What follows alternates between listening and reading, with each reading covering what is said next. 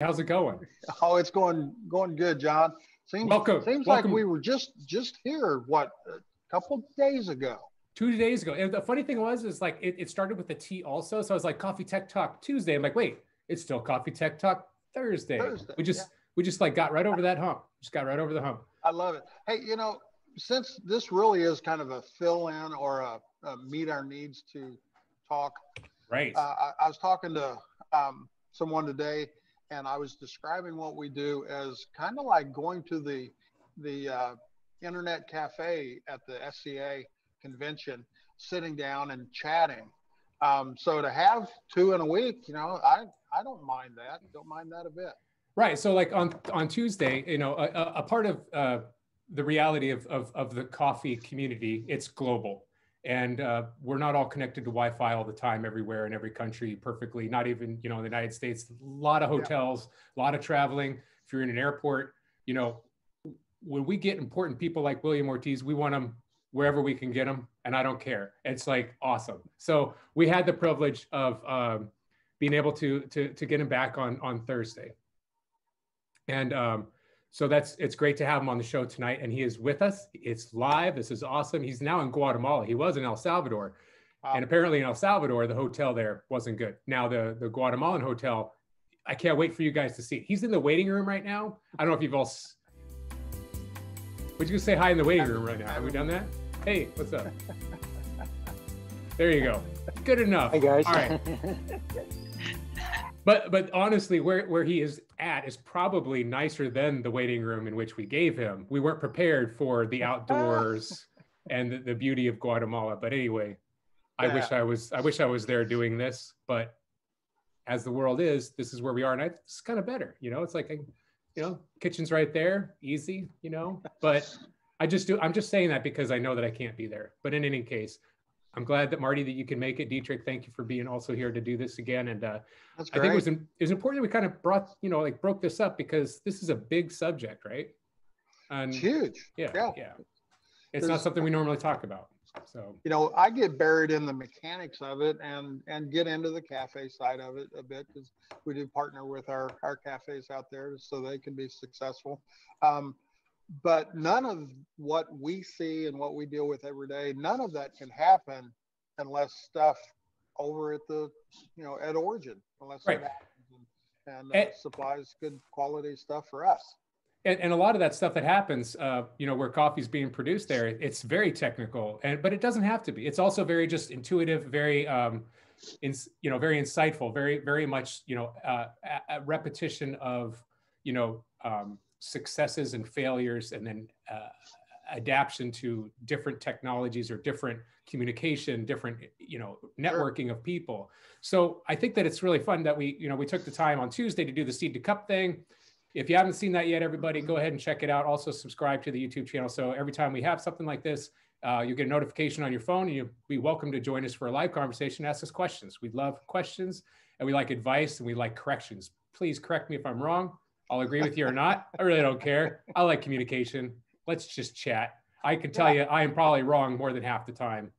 I have broad shoulders too. So, Right. if I go right there with John, guys, if I say something, either of us say anything, call us Right. out. Hey. That's how we all learn. And that's exactly the perfect transition to the next slide that I have. Because I remember yesterday we talked about this podcast that Sure. that was mentioned by my friend Lowell in Honduras. He's like, John, you got to check this podcast out. I just haven't gotten enough of it, because every episode, Lucia Solis goes really in depth, her knowledge and her science background. She came from the wine industry and is now in coffee processing, and brought that knowledge, deep knowledge, into the world of coffee, which has already begun creating creating a vocabulary or a language that wasn't necessarily based on scientific language or the lexicon of the winemaking industry. So it's really interesting to hear like all of this kind of like breaking down the, hey, well, is anaerobic fermentation the proper way of like explaining what that's, and she really goes into detail, and it's really a great episode. All of them are great, but that one in particular is important to listen to, because first off, I think that that science is important to understand and to have the leadership in helping develop a language. But at the same time, we're people and we need to communicate in 2 or 3 different languages. So sometimes we say honey processed. It's not honey. It's a descriptive way of doing it, but it works. We know what we're talking about. So today we're going to kind of stay with that language of coffee that we know. And we're going to explore the coffee lexicon that we can build. So, yeah. Sure. Now, isn't part of that, is part of the goal of a lot of the quality challenges throughout the coffee industry is to kind of, and I'm sure William will talk about this, where part of his responsibility is to be calibrated, not just in the calibration of flavor profiles and understanding what your senses give you off of any particular coffee, but the vocabulary is part of that calibration. Now it's great. A quick little story here. We use, and we all do them, and it's great. And in certain situations, just layman's terms of street talk about describing things, that's cool. One of the best descriptors I had ever heard, and I've used it a time or two since then, was a guy, and I don't remember who it was. I wish I could. And if he ever sees this, call me and go, hey, that was, I did that, and I'll give you credit. He described coffee. He sipped it, kind of looked up and said, it kind of starts out like an orchestra tuning and finishes like a drum set being thrown down a flight of stairs. Love it. Love it. I love that stuff. All right. So now, of course, in the Q grader class, there's verbiage that we all need to be calibrated on so that we all know that. But no, it's fun to play with that. So there's different needs, different situation. Well, I want to dive real quick into the one that I've heard a lot of debate about, or a lot of questioning, and she really goes into detail of this. And I wanted to just point this one out real quick. In the episode, she talks about anaerobic fermentation and how I guess I am absolutely not a scientist in any shape, way, or form, anthropology at best. But the way to properly say that is microbial demucilagination. Good job. I'm not trying that. I don't know if I even said that right, but I will tell you that because it's so difficult to say, it might not be adopted by the coffee language vernacular of face-to-face communication, because it's a tongue twister. So maybe like we'll just call it MD, M and D. I don't know, but in any case, I don't know. We could get into that. Don't we like saying things like away Tenango? Hey, you nailed it. You nailed it. You got it. See, we can all make this happen. We like saying things like that. And another couple things that she said in that podcast was she mentioned dry fermentation was a way scientifically that was legitimate, I guess. She's like, dry fermentation, that is a term that makes sense. So please watch the podcast, and she'll go more in detail as like what that means. Sure. And also submerged fermentation. Now she didn't say lack of oxygen, but I think she was implying some sense of like submersion under like a water or something like that. And It was going through some sort of fermentation in some fashion, way, shape, or form. Watch that, because she does a heck of a better job than I can. But talking about language and words, let's jump over to Japan. So this is a Japanese word. Sure. Kaizen, I think is how it's pronounced, and I'm probably wrong. And that's how language evolves, is when you don't say something properly, and then it just gets twisted into something new. But this is basically means change for better, and I'm a fan. Yeah, it's basically the foundation principle, the building blocks of what we call about what is continuous improvement, finding ways to do things better. And it's basics to coffee quality control management systems, or any supply chain management, of how do you improve the efficiency, the quality of the product, the operational aspects, not only to save money, but to bring more happiness and more sustainability and cohesion to the entire process. So I would say that I'm really excited to have someone who does this in the coffee industry, with coffee farmers and coffee importers and exporters and roasters and the entire supply chain, where, having a direct contact with this supply chain. So this is the book that I've read, and I would recommend it to a lot of people that are into lean manufacturing or want to know the basics of continuous improvement. I own a Toyota. I bought a Toyota after reading this book. It worked. They sold it to me. But anyway, this is a great book to kind of the foundations and stuff. But in any case, moving on from that, William Ortiz is with us today, Global Coffee Quality Manager of Caravela Coffee. So we're going to touch base on all the stuff we talked on Tuesday. And welcome to the show, William. Let's have you bring him on. Hey, how's it going? Hi, John. Hey, John. Well, yeah, no, I'm pretty well. Thank you. Welcome to the show. Thank you very much. How was your flight from El Salvador to Guatemala? It was about an hour flight? No, that was fly. Just he was traveling in car, drive like 8 hours. Okay, that's not too bad. Okay. Yeah, but that happened because we have 2 warehouses in Salvador. It's pretty close from borderline to Guatemala. So for that, we prefer to go in car, Well, hey, so I am so happy to have you here today. And I know that, well, I'm familiar with Caravela Coffee because I subscribe to your to your emails. So I get all of these like podcasts and all this information and webinars, and you do a fantastic job, getting the word out and educating not only, green coffee buyers like myself, but through watching those podcasts, you do a lot of work throughout the entire system, the entire network, the entire web of coffee and everybody who touches it. So that is great. I'd like to know a little bit more about Caravela Coffee and how long you've been with them. And also then what is your position there? Oh, well, I've been working with Caravela around 16 years. Just in quality, working more than maybe 14 years working on origin, 10 years working in Colombia, and 4 years in Nicaragua.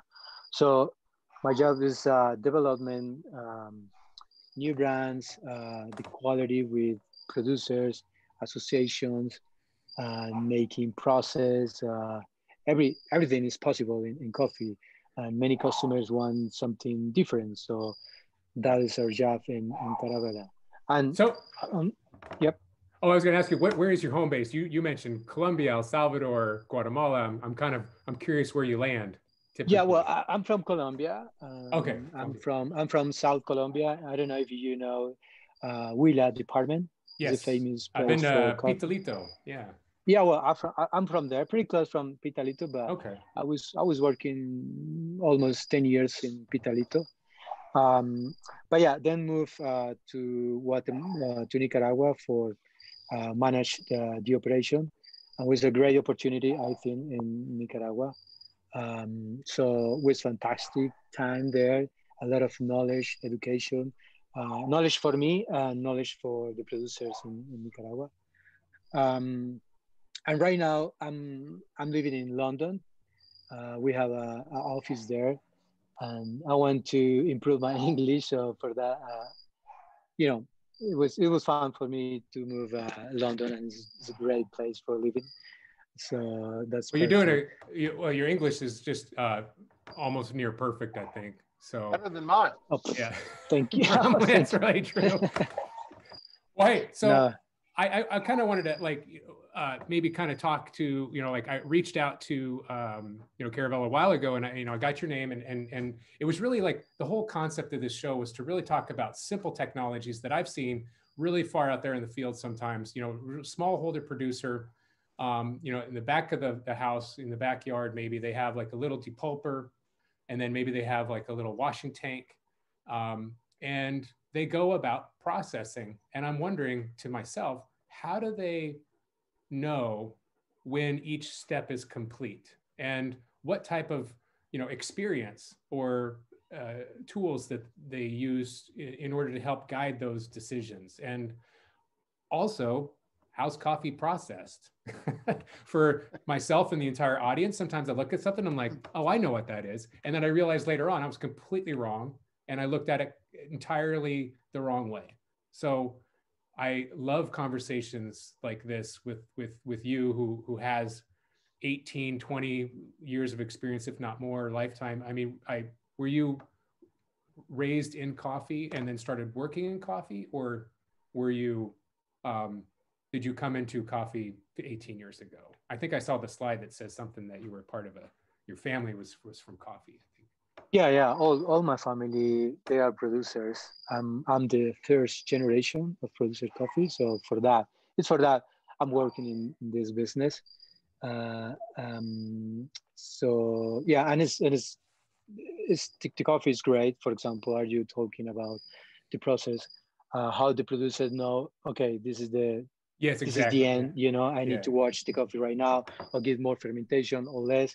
So it's so complicated. It's because you depend the weather, depend the materials and the raw materials. Um, it's all the time it changes. You know, it's not the same Exactly, right? reset.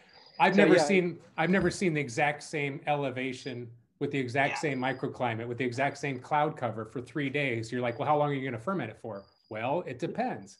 And that's in the worsted world, that's what everybody says too. Like, well, it depends, right? And people don't like to hear that because they want a straight answer. You're just not gonna get it. But when you are experiment producers, or you know, more focused in produce high quality, you are more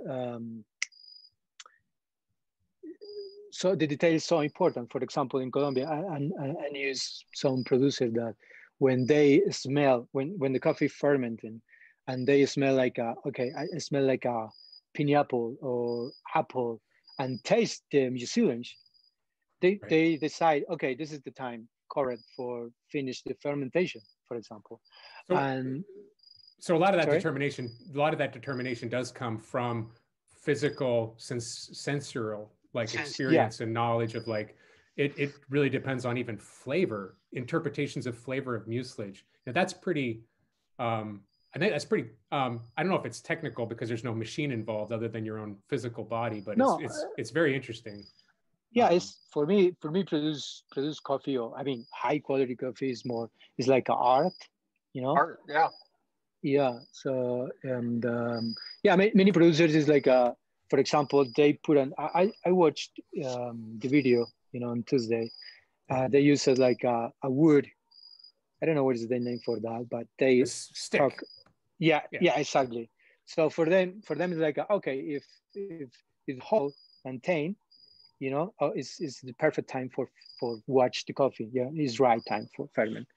But you can give more than maybe 8 hours more fermentation, or 20 hours more, and happen nothing. Maybe more complex than the coffee.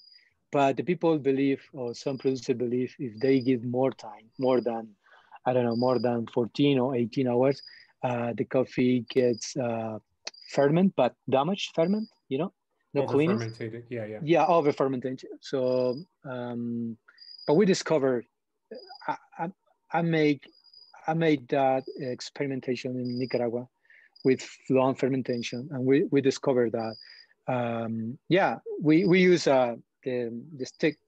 What is the words for the? I say call it palo, right? Or stick. I don't know. Yeah, exactly, the stick part. No. This is my time. You know, this is my current time. So my coffee tastes pretty good with this time, or this is my method. But when you cup the coffee was pretty flat. You know, it's like it's dark chocolate, nutty, but no complex, you know, the sweetness, the fruit. But when you give a more than maybe 38 hours, include 60 hours, the coffee was so complex, so sweet, and the most important, we can pay more, you know, the producers. So it sounds like there's just a lot of like variation of like experimentation, sort of like, well, we're going to go ahead and do what we've done before, but try something a little different, maybe see what happens. But but that's the fermentation time. So let's look at you sent me some slides, and I thought it was really cool that we kind of like have 5 different steps that we just kind of want to touch on real quick to like let everybody kind of into the world of coffee processing. The first one that you sent to me was really cool because I've never heard this before. I probably might know what it is, but I don't know the vocabulary, the phraseology of like to hamper by picker. That sounds so cool. What does that mean? And this is the slide that you sent me, so I could probably read through it, but what's that process? What does that mean? Well, it's basically when you are picking or recollection in the plantation, you have different cherries, you know, ripe cherries, unripe cherries, overripe cherries, or include just dry cherries. So yeah, well, that picture is pretty upside, but I think the next picture is better. There you go. Excellent. Yeah, that happened in the plant, and that's the trick, the hamper. The pickers can to have two hampers. One is for the good cherries, ripe cherries. You know, you can see the color, but the other cherries is is bad, and we don't want that cherries on the tree or in the soil, because in few months you'll have a lot of broca, and Right. that's so bad for the plantation. Like rotting fruit on soil brings a lot of insects to the area, or a lot of diseases, and definitely like a challenging environment for that. And I'm wondering about this, like how often do you see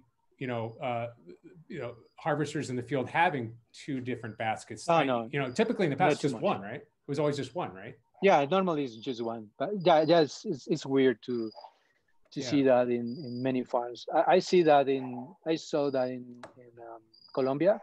I was for that. The producer was like, yeah, but all year I have problems with broca. My yields are pretty bad for broca, so he designed these two hampers. That's great. And he pays a little bit more the pickers, because it's slowly, but he saved in other, in the yields.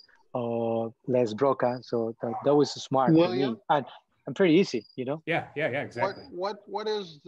What's done with that secondary hamper? Is there a market for that coffee? Oh, absolutely. All the coffee for is a bad coffee you can sell. It's right. Nothing. It's incredible. So the phrase that I said, like all coffee has a home, is that true? And it's just commercial. It's just consumed internal in countries.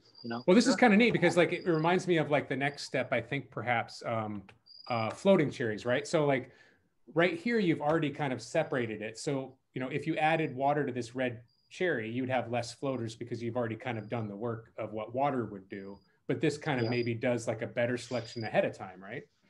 Because right. Because you have you can see the good cherries, you can see in this picture some cherries looks pretty good, but inside is vanished, is no development cherries.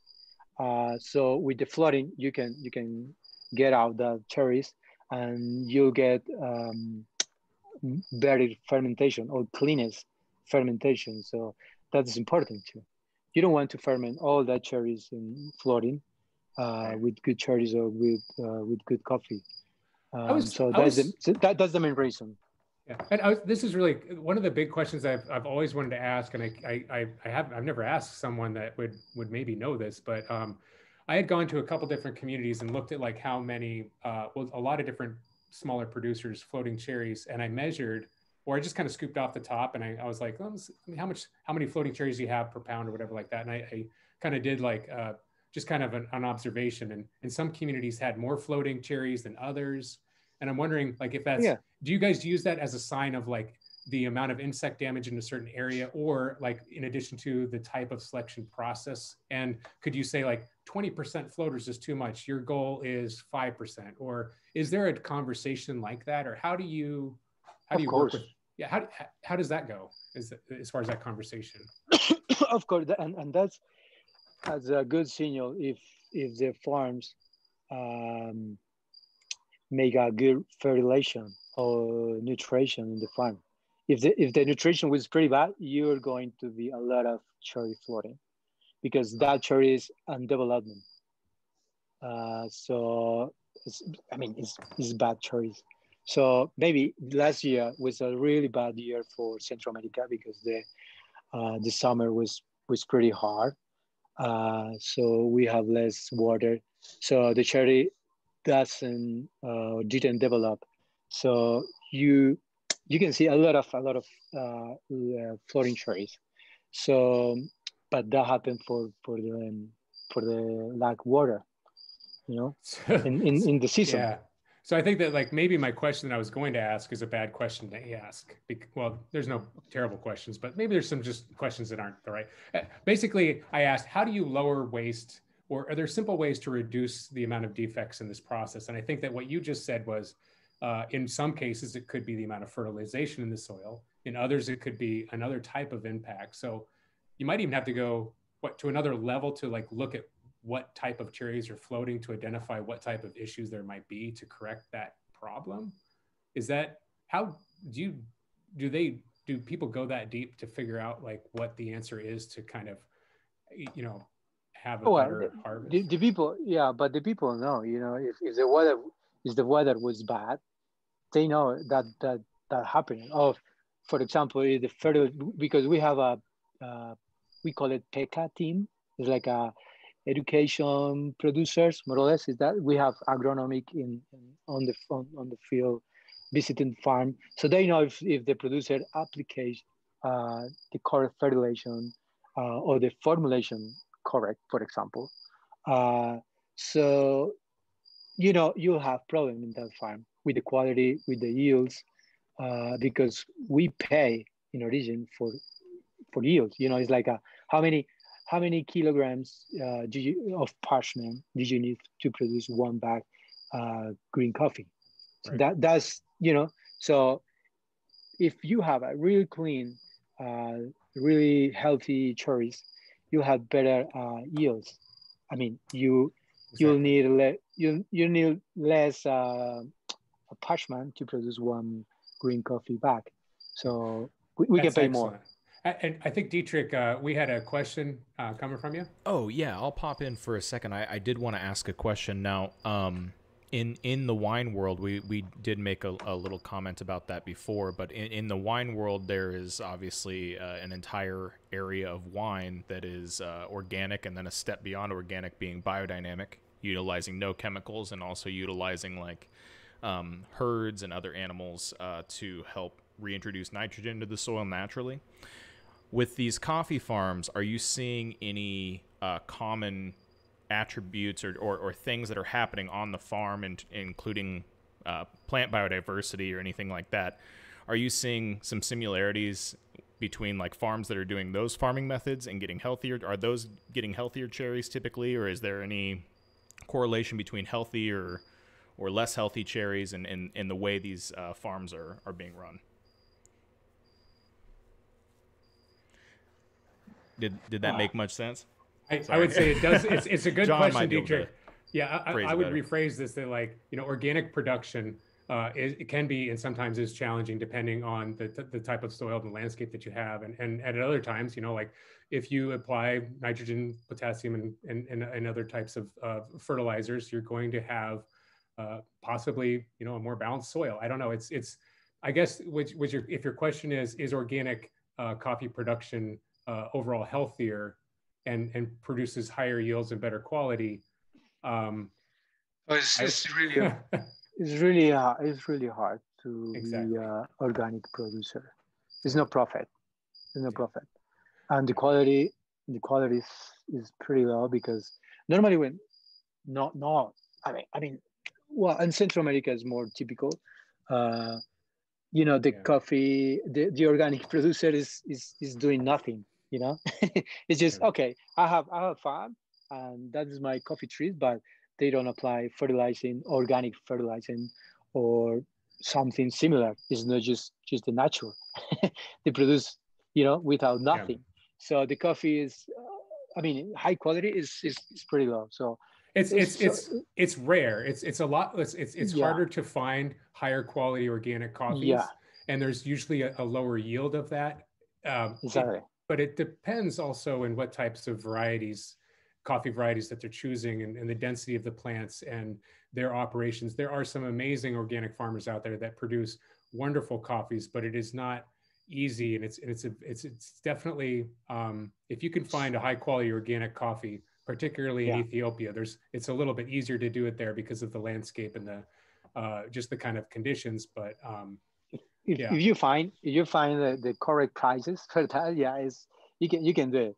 Yeah. But with low prices, it's difficult to be very difficult organic producer. Yeah. Well, I like to talk about cleanliness, and I think that that's something that a lot of people overlook as far as the basics to coffee production. Like I said on Tuesday, coffee production can be a sticky business. I've been to a lot of mills that have rotting fruit, or perhaps equipment that hasn't been cleaned. Just like when I go to a coffee shop, Marty, you see this all the time. We're going to have an episode next week about cleaning.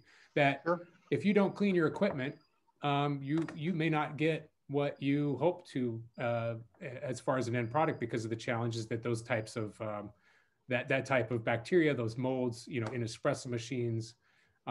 So you have this slide. I think this is kind of a great insight to kind of talk about, like how important is cleanliness at the farm, and have you seen a lot of outreach on just saying these are, like you said here, easy and affordable improvements, direct impact on quality? What kind of cleaning practices, I'll slide over here, does this entail, basically?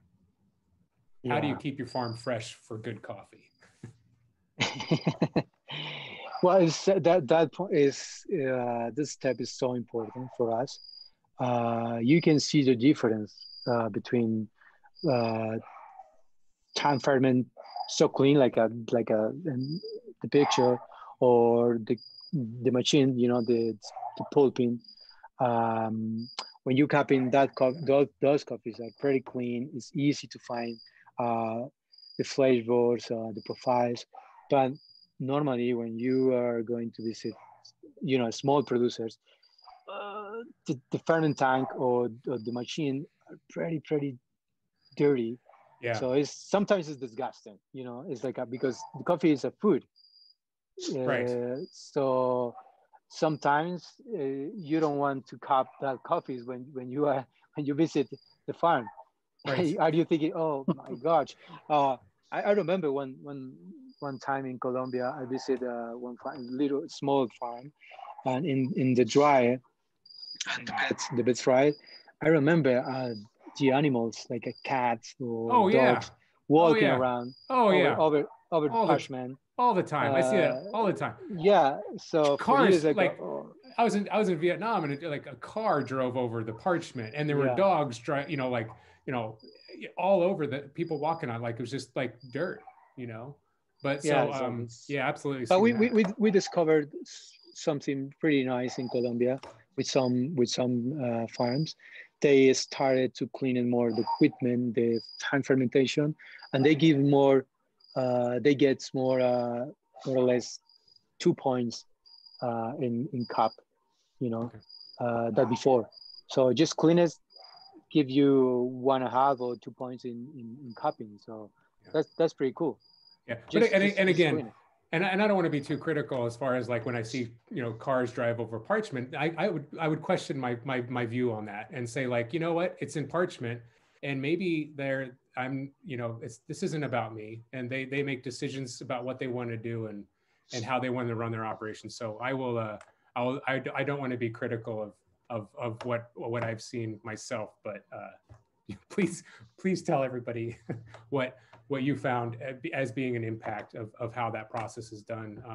So I guess this is a nice picture. I think I would say that looks like a really nice, clean depulper. Is that the intention of this slide?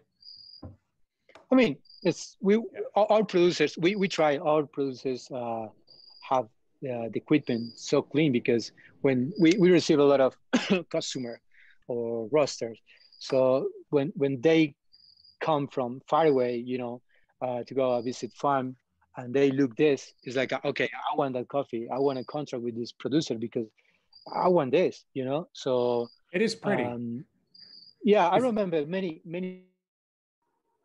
consumer. I remember make contracts directly in the farm because the farm was just clean. without copying the coffee. You know, it's like I don't care if I'm totally sure the coffee is going to cup really nice because this is so clean. Right. Because normally you can see many farms so dirty equipment, ferment tanks, dryers. So that is so important. And that's a great word of advice it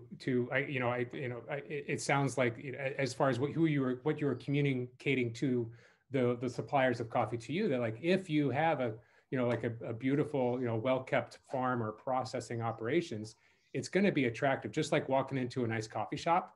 I've walked into a lot of coffee shops, Marty. You have too, where it's just a mess, and you're like, how is the coffee going to taste good out of this place? And sometimes it does. It tastes like, wow, that's really good. That's awesome. Like they got a lot of culture, But if you want to avoid the risk of losing a customer, it doesn't hurt to clean up a bit every once in a while. And that's why I take a shower every day. Well, at least you got to stay sharp. In our world, I've found that the people that are of the mindset or the thought process to take care of the cleanliness, they're also doing things in a good manner in other areas. And William, do you find that the farmers that keep a clean, tidy farm or processing area, that they also are doing some of the other best practices? Yeah, of course. It's because it's more, what is the word for that? It's, when the producer understand, it's because it's integral. Is the cleanness is in everything, is with, for example, with relationship with the people, the workers, the pickers, the fertilization or the cleanness, or for example, to deliver the coffee. Many times when you receive the coffee in the warehouse, they put in the coffee with gas or oil. Wow. So yeah.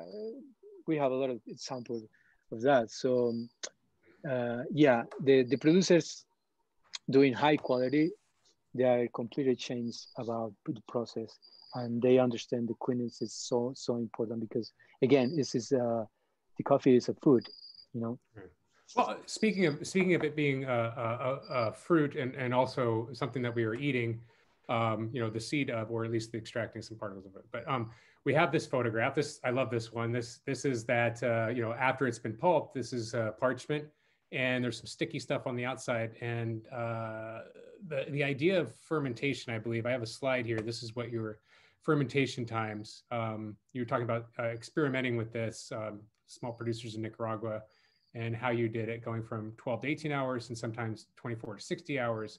And there are traditional varieties that kind of impact this. But can we explain to the audience real quick, just kind of the basics of like, why is this step even necessary? Why do people do it?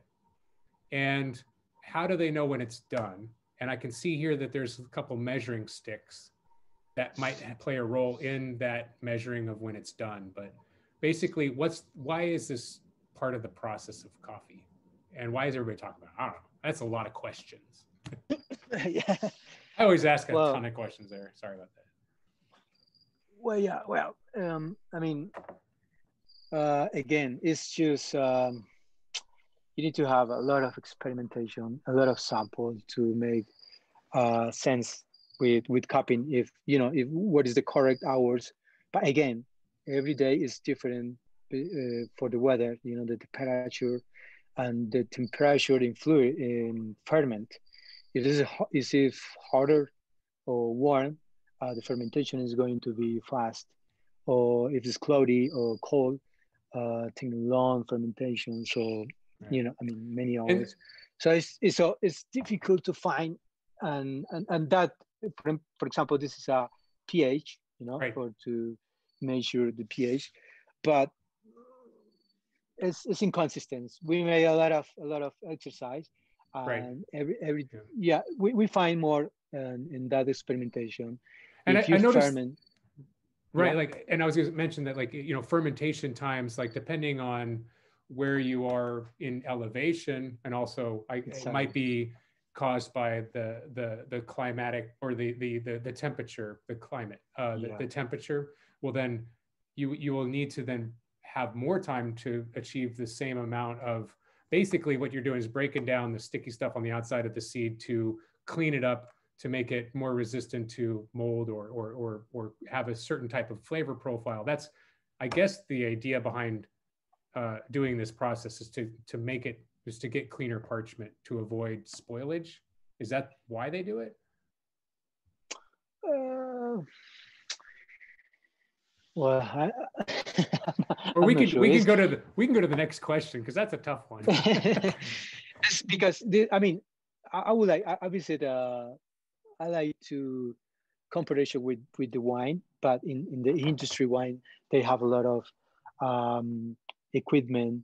They can evaluation the nutrition or bacterial, you know, because I believe it's the same in the coffee, but it's so expensive to do or to make that measures with, for example, bricks or temperature on the tank or pH. So this is an element equipment, you know, so it's difficult to find. And exactly, and in this photograph that you sent too, we have to decide. Okay, this. We got a little breakup, but we're working through it. Well, you'll catch up with us here in the conversation, right, Marty? Dietrich, we all good? We're all good, right? All right. We just had like a little lag.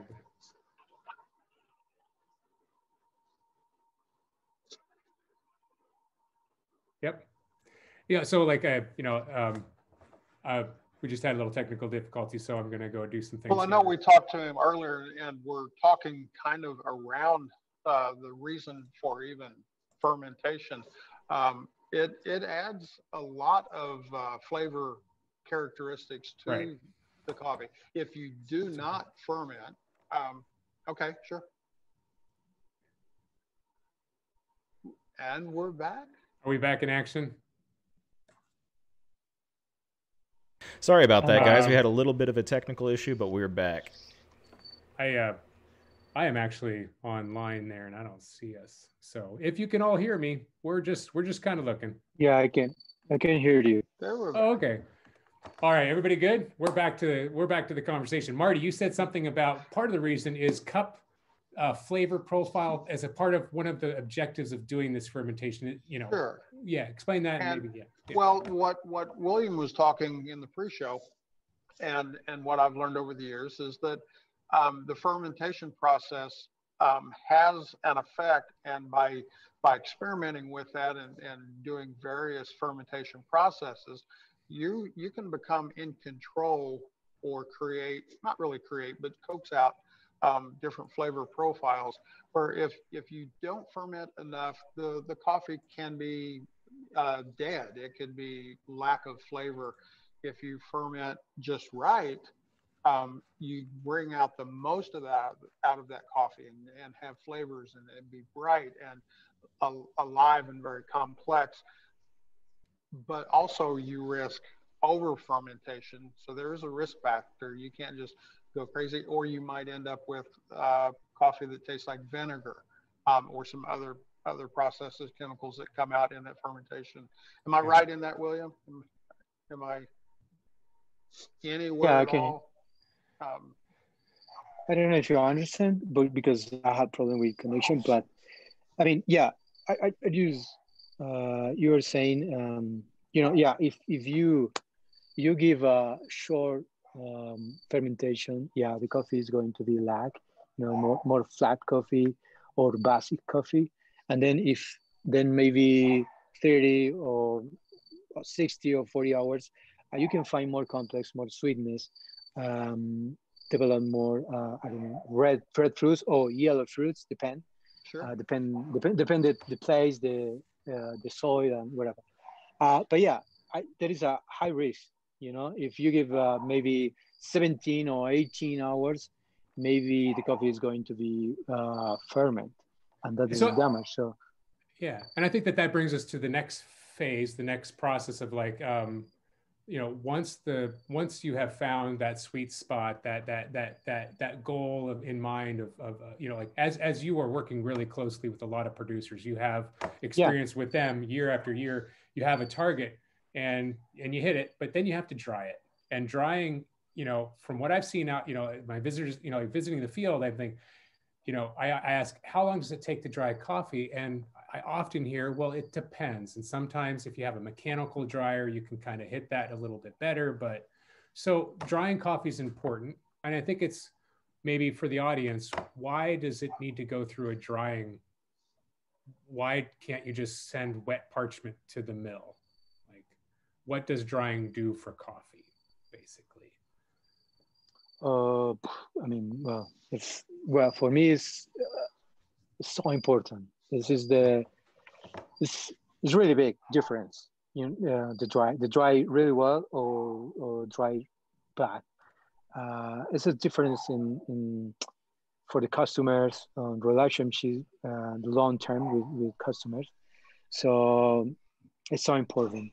For example, in Colombia, many years ago, we had problems with that because the producers wanted to dry the coffee faster because they wanted money. You know, if Right, you dry the coffee faster, right.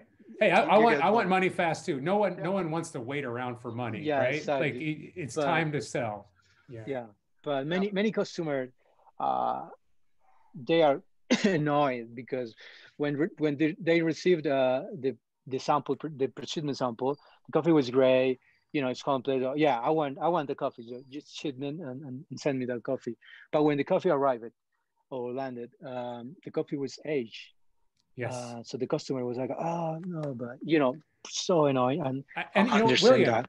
I've seen that Yeah. actually. I've seen that in the past where I was really curious because I had just gotten a new, you know, like a pre-ship sample and then an arrival sample, and you know, within a month, I was like, this coffee tasted like it was like a loss of organic material, or it was like baggy or past crop, and I'm like, there's no way that this could have been harvested 3 or 4 months ago.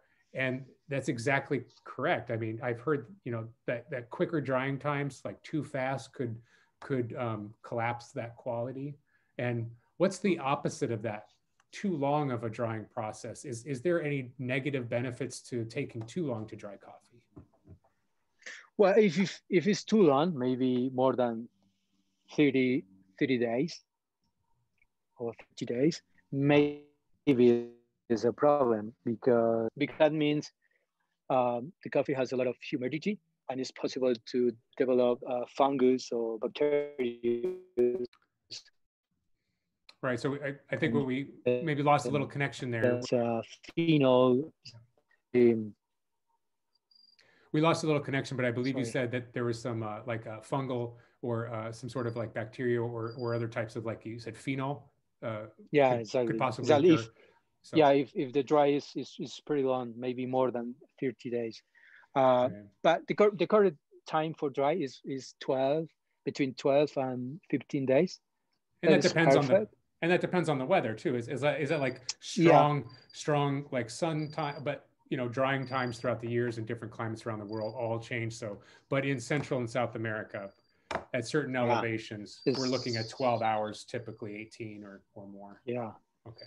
Yes, for that, this beds rise in third levels is pretty cool because, you know, in Central America is the summer is pretty heavy.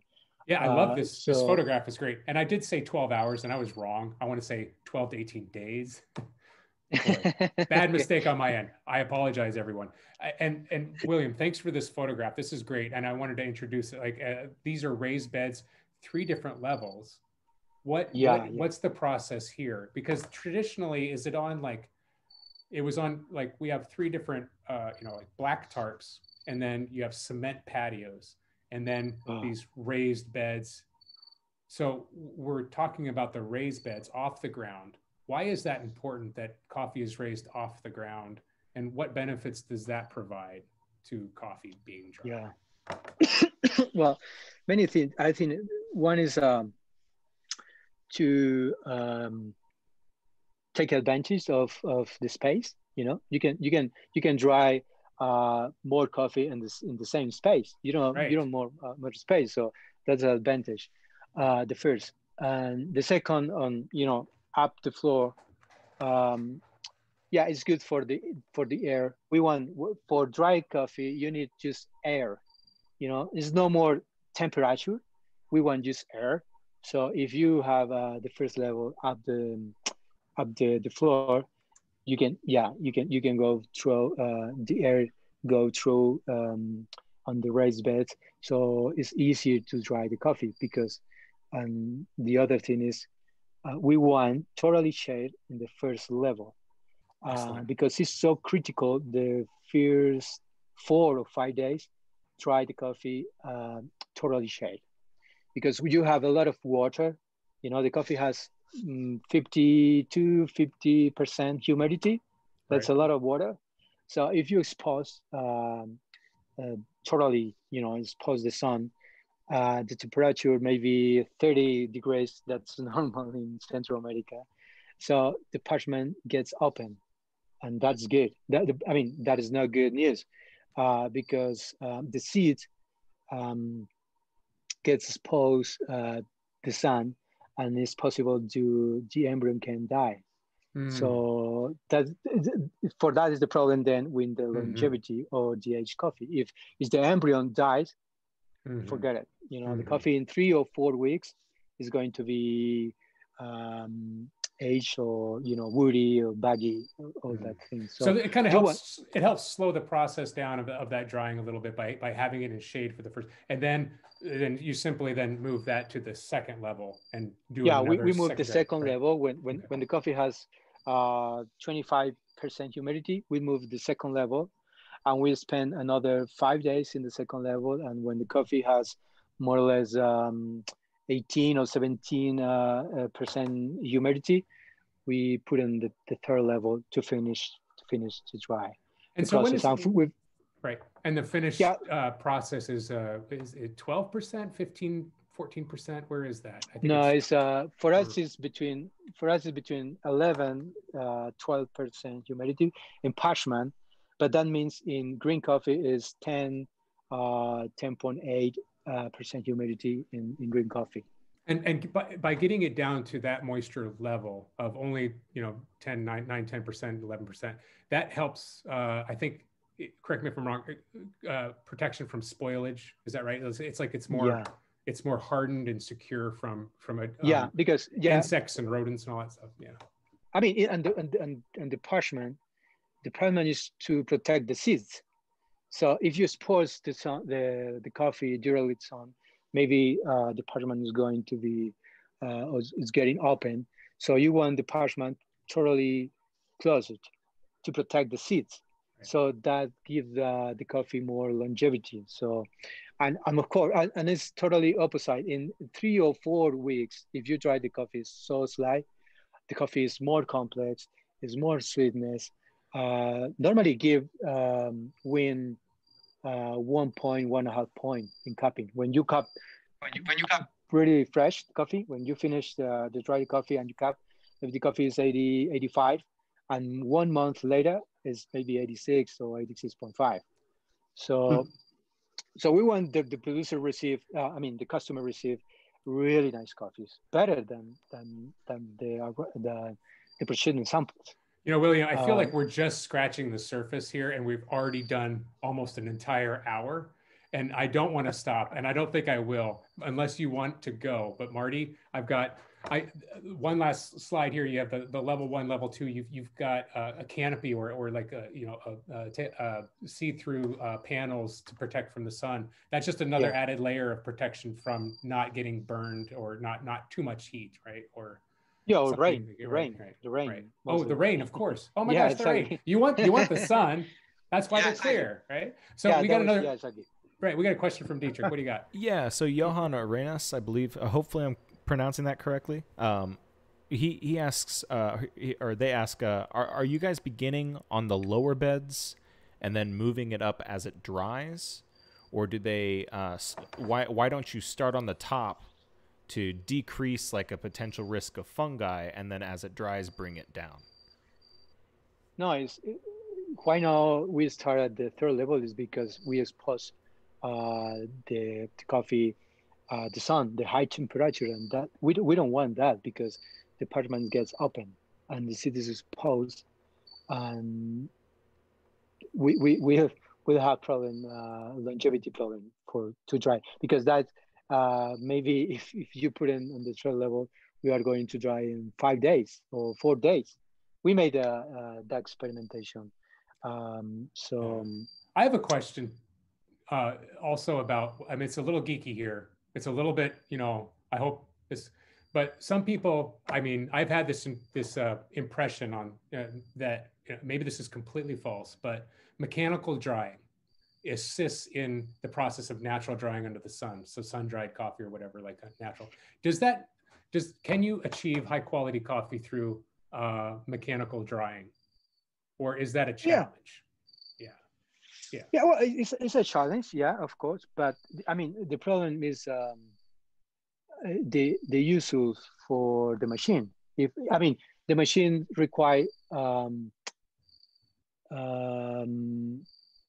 the quantity appropriated, But right. The problem with the producer is they want to dry the double volume. Oh, like when I do my laundry, I just like stuff it full of wet clothes and it never gets done right. And I'm like, okay, really I don't know how to do my laundry. So you need to, or roasting coffee too. Like you can stuff your coffee with too much coffee in your roaster and you don't hit the profile. So that's a really interesting thing to say, that like, to have someone like yourself say that if you do mechanical drying in a way that is managed well and that is to the right capacity and time, that you can achieve good coffee quality through mechanical drying. However, I recommend that to drying machine and silos or dry machine, guardiolas is it another name. Maybe when the coffee has 20% humidity. So like a shared sort of system, right? Yeah, because it's so important. The first 5 days, dry the coffee so slowly, because you want the parchment so closet, protect the seeds, and that happens when you dry the coffee slowly, Yeah. And so there's another word that I don't think we really addressed here, but it's called reposo, and I don't know if there's an English word for that, but rest, I guess. Yeah, reposo. Right. So the coffee then, after it's dried in parchment and then it's held in sacks, bags, it stays in a warehouse it doesn't get right on the boat the next day and go to the United States or Europe. I mean, does it always stay in a rested phase, in the country in which it's grown, or does it sometimes just get immediately exported? What's the normal practice? Our polite is just immediately exported, because we want the customer receive the coffee the most fresh possible. Okay. Because it's more, I mean, they can, the longevity is longer.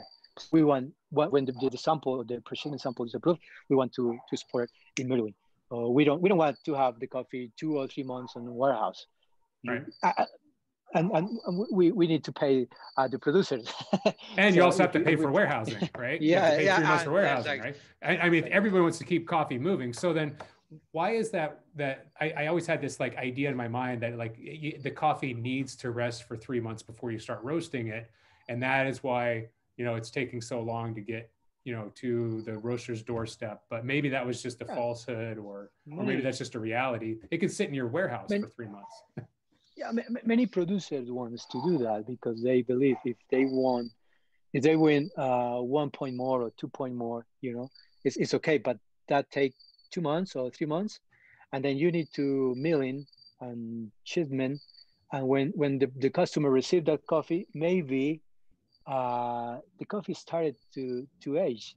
So and the customer have the coffee 5 months, 8 months, sometimes 1 year. So if I love it when the customer call me and tell me, hey man, the coffee has 1 year and cupping perfect. It's like the first day. So I love it that because it's warranty for the customers, you know.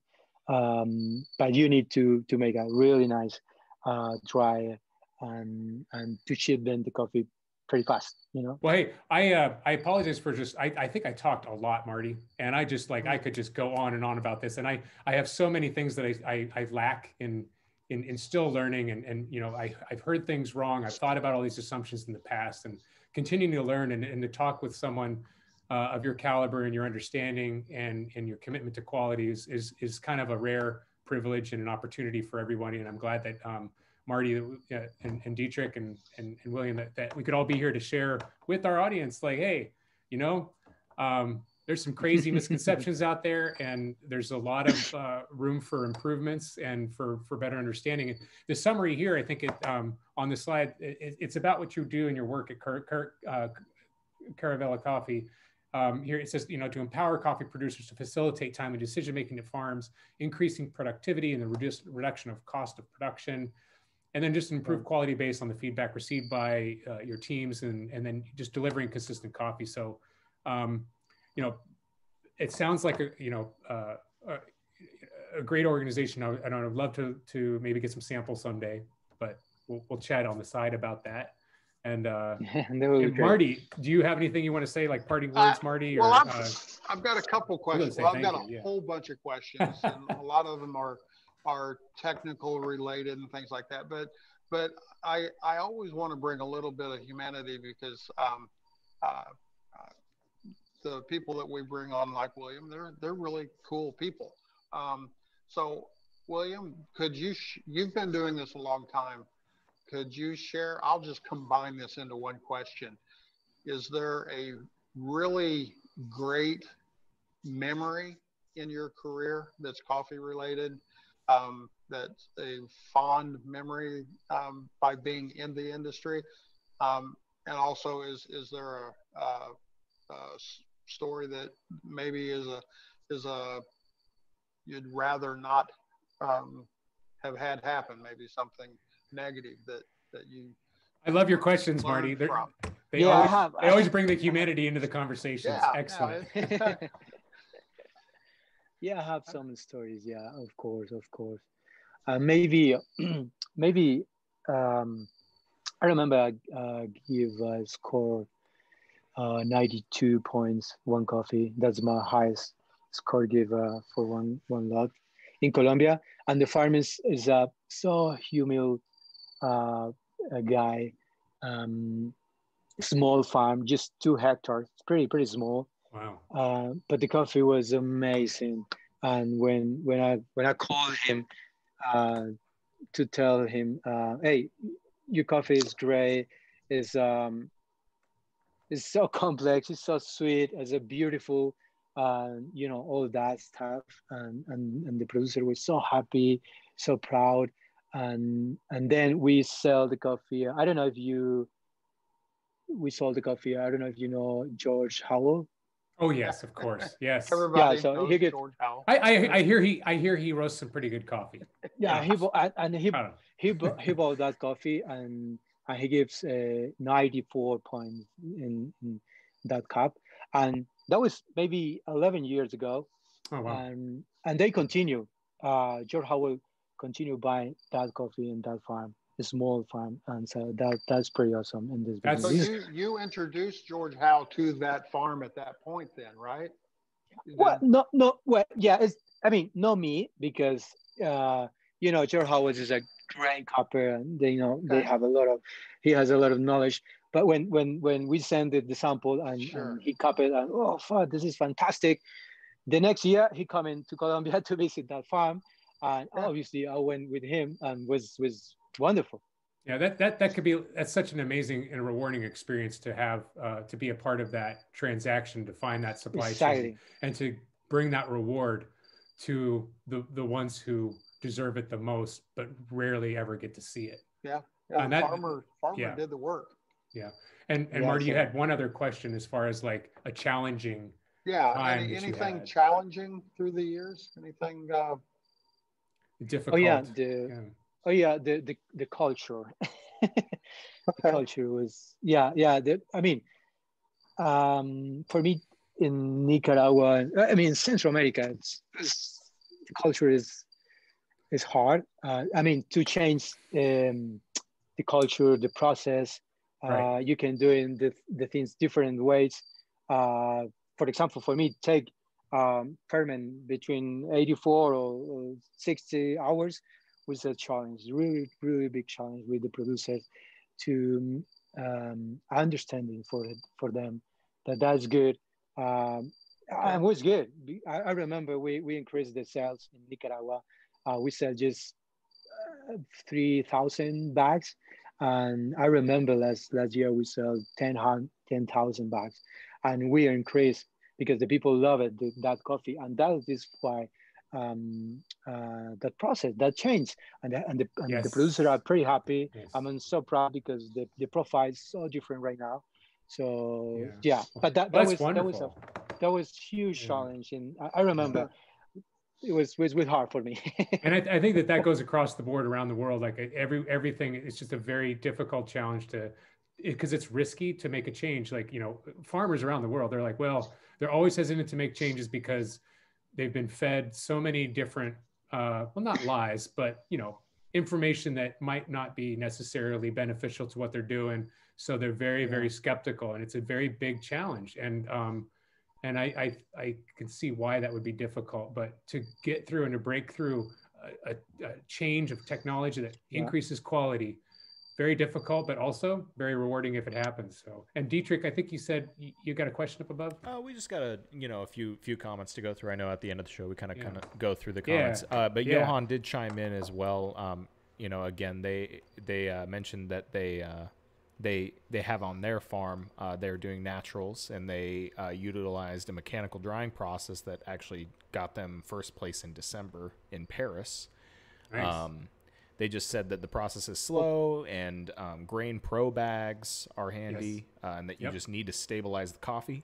As long as you store the coffee on a low humidity, no direct sun, and grain pro bags under 11% humidity for up to you can get them for up to 2 years, they said. Hey, Dietrich, I love our audience. I'll tell you right now. Yeah, I love our audience, and who is watching this, I'm like, that's it's the that's kind quality. of people that we're definitely attracting to the show. But thanks for calling in on that one. That's fantastic. That's awesome. Thank you for joining us, Johan, and joining us for the show.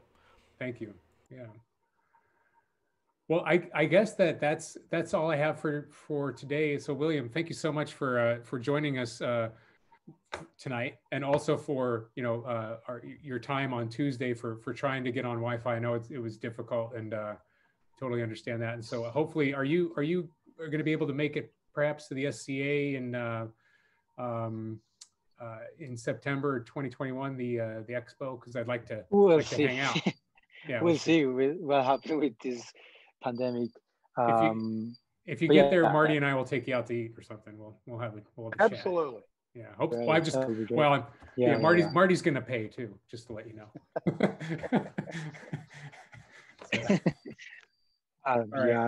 But thank you guys for inviting me in your show. How can we get in touch with you? With me.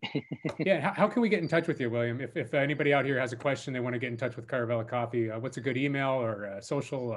I have recently I opened an account in Instagram, because I don't like the social media, but oh my gosh, I tell you. Yeah. What's your Instagram handle? What do you got?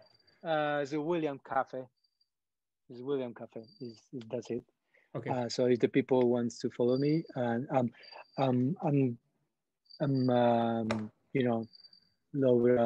pictures and told history, the producers in different countries. So I think it's pretty fun. So I'm sorry, And also, they can probably get in touch with you through Caravela Coffee if they're interested in looking at trying to source some coffee lots or some micro lots. So, and do you have an email address? The email address that they can my email is william.ortiz@caravela.coffee.